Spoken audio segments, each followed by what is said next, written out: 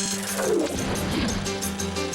a multi-billion-dollar agreement for advanced micro devices that its biggest chip-making competition might crash. But as Curtis Schick reports, issues with Intel don't have company and county leaders Control-Alt-Deleting the deal.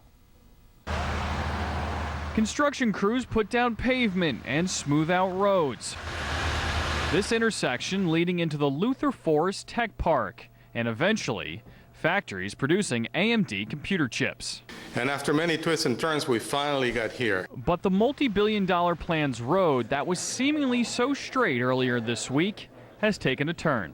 AMD and its chief competitor Intel have a 30-year-old agreement that bars transferring tech secrets to a third company. It enabled AMD to produce microprocessors that were initially designed upon Intel's initial design. Abu Dhabi-based Advanced Technology Investment Company is backing AMD's manufacturing spin-off, the Foundry Company.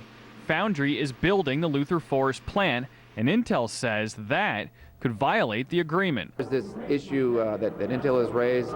Again, we feel very strongly, we looked at it very closely, it's a non-issue. Smaller construction projects like roads and infrastructure are already underway in Luther Forest. As for the big construction project, well, county leaders say they aren't worried about the issues with Intel. AMD has already studied this issue. They've had their attorneys look at it. You've got to remember, Intel is the major competitor of AMD.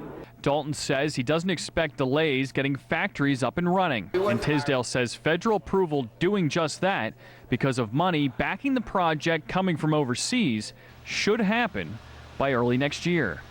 In Saratoga County, Curtis Schick, Capital News 9. AMD says they'll be ready to begin operations in 2012, but a big question that remains, who will be staffing the $4.5 billion operation? The University of Albany is getting a jump on that answer by hosting a nanotech career fair aimed at middle school kids. The university is hoping to hook kids on high-tech jobs early on. 300 kids from all over the state got together to explore different career fields in the nanotech industry. The National Science Foundation estimates by the year 2014, there will be a need for more than 2 million nanotech-savvy workers. New Albany hopes many of those jobs will be here. We want to keep them here in New York State. This is a great place to be, and it's great that New York State's investing in this to keep people here so people can stay close to their families, enjoy all the great things that upstate New York has to offer.